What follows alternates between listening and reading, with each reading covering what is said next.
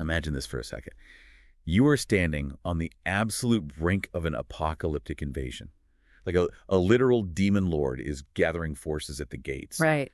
ready to just rip through the plains of reality and Yeah. wipe out every living soul. But what if I told you the biggest, most immediate threat to your survival wasn't the monster in the shadows? Yeah, that is the What if the thing most likely to kill you was a petty politician holding the purse strings? it is actually a terrifying reality to face because a demon lord is, a concrete threat. You can marshal an army, devise a strategy, and swing a sword at a physical enemy. Right, you can actually hit it. Exactly. But a supply chain bottleneck. You cannot swing a sword at administrative sabotage. I mean, a starving army just cannot hold a wall no matter how righteous their cause is. Welcome to this custom-tailored deep dive, everyone. Today, we are zooming in exclusively on a very specific, incredibly tense section of the Chronicle of Avianeer. Oh, this part is so good. It really is. We are looking entirely at Chapter 4, which is titled The Shadow of One Bridge.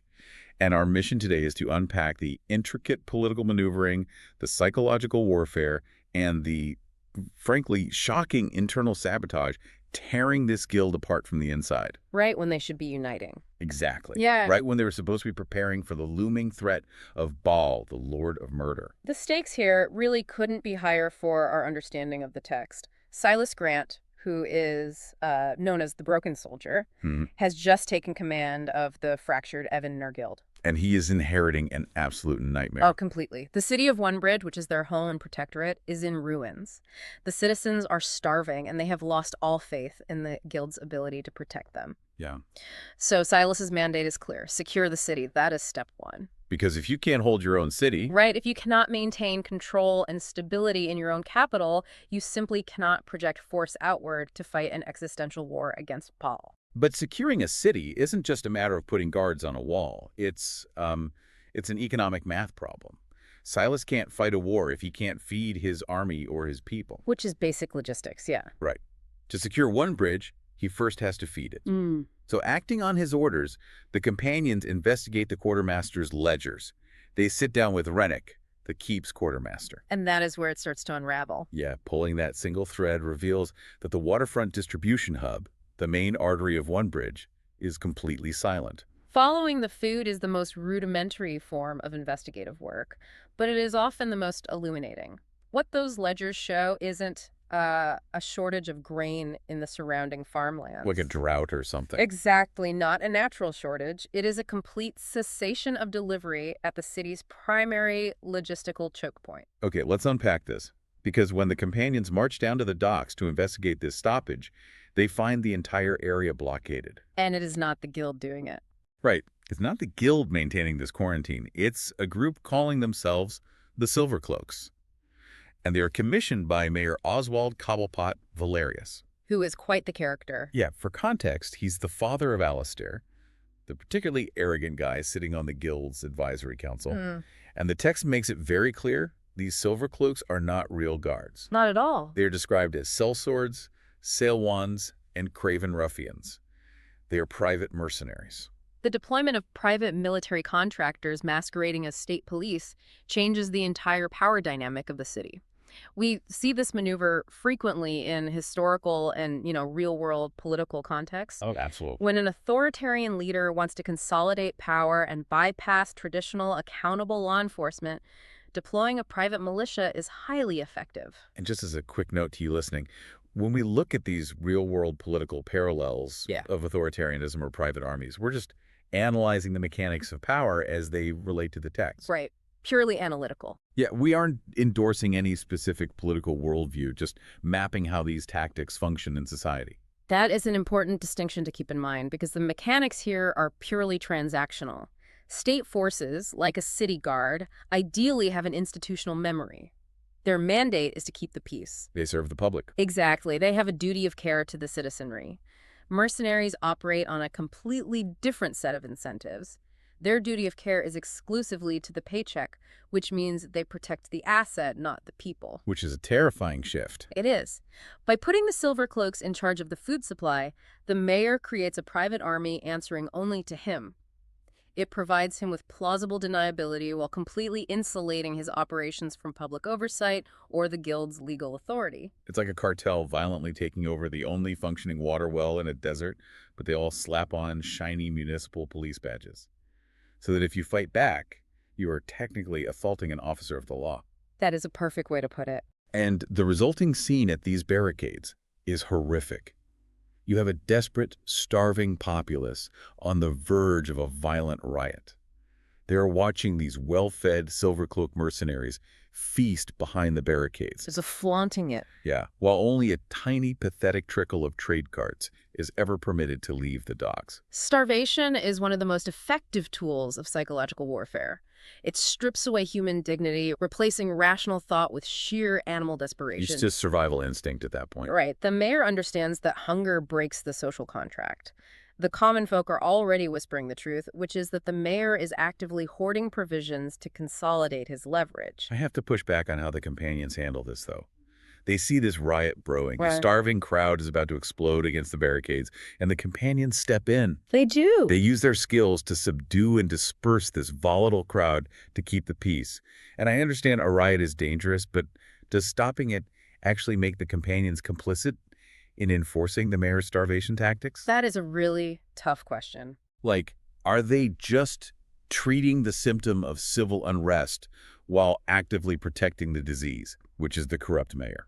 It is tempting to look at it that way, but we have to consider the grim tactical reality of martial law. If the companions step aside and let the riot happen, the Silver Cloaks will undoubtedly use lethal force to protect the barricades. So it's a bloodbath either way. A massacre ensues, yeah.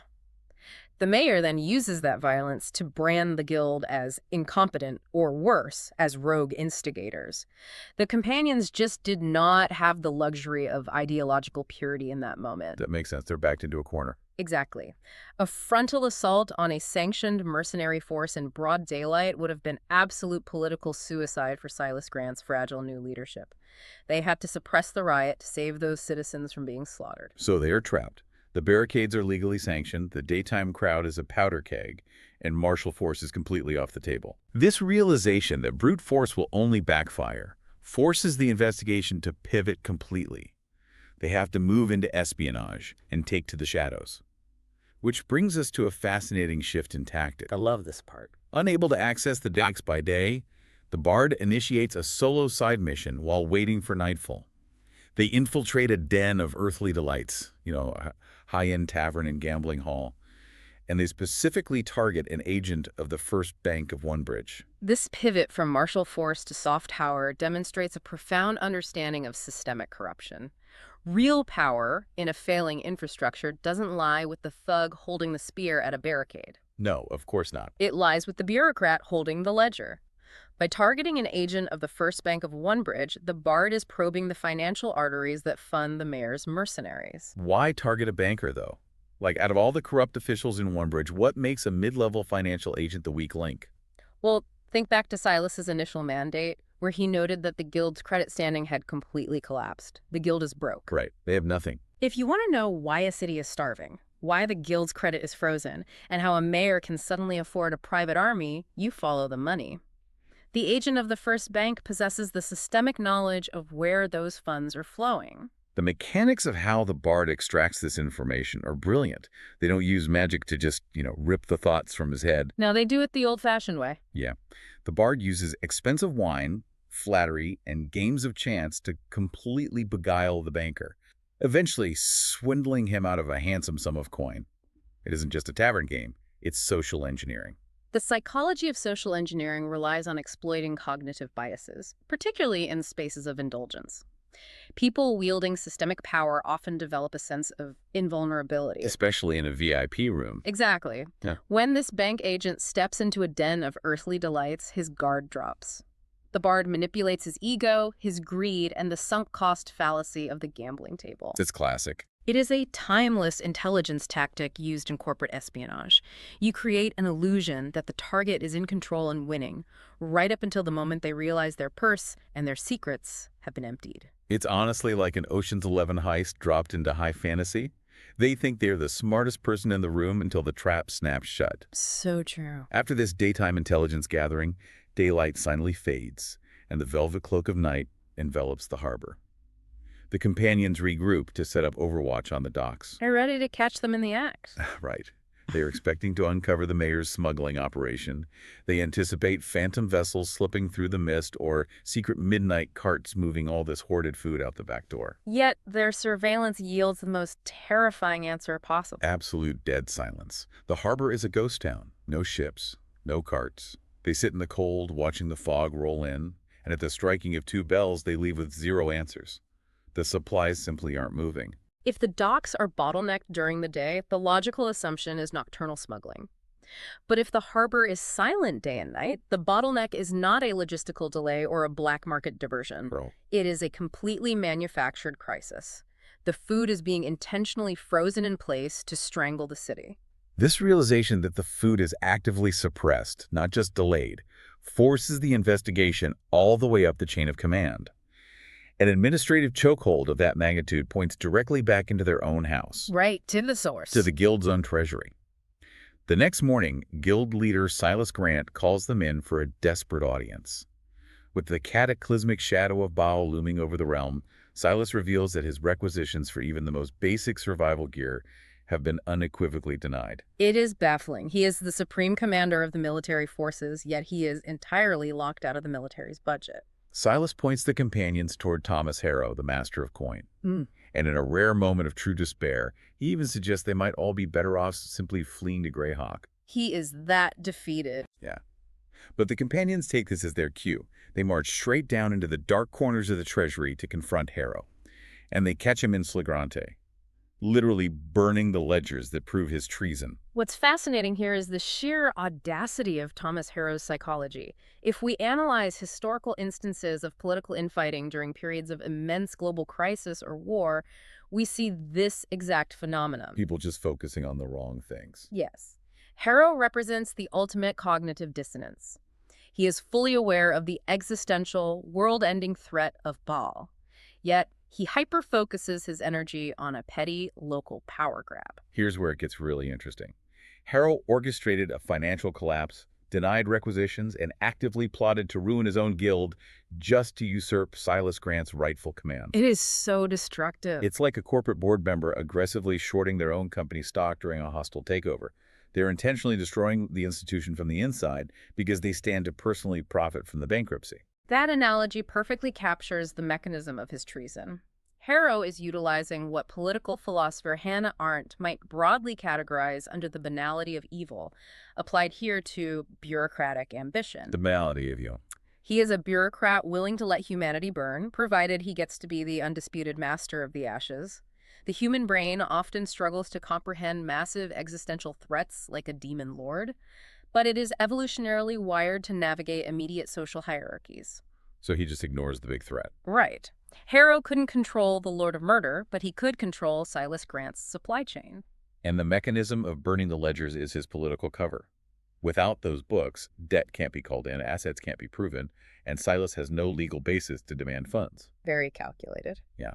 So the companions engage Harrow in a fierce battle right there in the treasury, defeat him, bind him in irons, and throw him into the damp cells to await justice. A victory, right. Well, let me challenge this outcome for a second. Thomas Harrow isn't just a rogue accountant. The text specifies he is the sole surviving member of the Ancestral Council. True. Doesn't throwing him in a dungeon completely delegitimize Silas's new rule in the eyes of the remaining political elite? Do the companions just trade an economic crisis for a massive political one? The strategic implications of that arrest are dire. While the companions secured a tactical victory by stopping the immediate destruction of the records, the political fallout will be immense. It has to be. From a legal standpoint, Silas Grant's forces just arrested a high-ranking aristocrat and a legacy member of the advisory council without a public trial. To the surviving elites, and certainly to Mayor Valerius, this will be framed as a military coup. Silas will look like a warlord, eliminating his political rivals by force.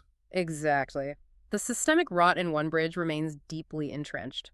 The companions have temporarily bandaged the infection in the treasury, but the patient, the city itself, is still bleeding out from the structural wounds inflicted by its own leaders. So what does this all mean for you, listening right now? If there is one core takeaway from this deep dive into the shadows of One Bridge, It's that the system wasn't broken. Not at all. It was working exactly as the corrupt politicians intended. We often assume the greatest threats in a fantasy realm are vampires in the woods or demon lords summoning portals. Sure, the obvious monsters. But Chapter 4 shows us that sometimes the most dangerous weapon on a battlefield isn't a cursed sword, it's a weaponized supply chain. It's a corrupt master of coin strangling your budget while the enemy is literally at the gates. Bureaucracy can be just as lethal as a blade. And while Thomas Harrow is in chains, the strategic board in One Bridge is more volatile than ever. This leaves us with several massive unresolved tensions as we close out our analysis of this chapter. We have some big questions left. We do. I want to leave you with 4 burning questions drawn directly from the text to mull over. First, if the Night Watch confirm that absolutely no goods are leaving the docks day or night, where on earth is Mayor Valerius actually keeping all those hoarded supplies? Yeah, because you cannot hide an entire city's worth of grain and steel under a mattress. It has to be somewhere. Exactly. Second, with Thomas Harrow rotting in a damp cell, who is going to step into the massive power vacuum over the guild's empty treasury. Oh, someone is definitely going to make a move. Because even an empty vault retains the institutional power of the ledger, and someone will maneuver to hold that pen. Right. What's number 3? Third, how long will it take before Mayor Valerius unleashes those silver cloaks in full force, now that the companions have disrupted his starving scapegoats at the barricades and locked up his likely political ally in the treasury? He's not going to just let that go. No, the mayor cannot afford to let that insult stand without projecting weakness. And finally, number 4. Is Baal, the Lord of Murder, already subtly pulling the strings of these corrupt politicians? Or is humanity simply this willing to destroy itself for a fleeting grasp at gold and power? Oh man, those questions completely reframe the stakes of the coming war. And it leaves you wondering something even darker. When this demon invasion is finally over, assuming anyone survives, will the citizens of One Bridge even want the guild in charge anymore? Or will they want the mayor? Right. Will the sheer trauma of starvation make them actively prefer the ruthless, authoritarian efficiency of a dictator like Mayor Valerius? Well, thank you for joining us on this custom deep dive into your sources. It's been fascinating. Keep questioning the narratives around you. Watch out for the bureaucrats with the ledgers, and we'll catch you next time.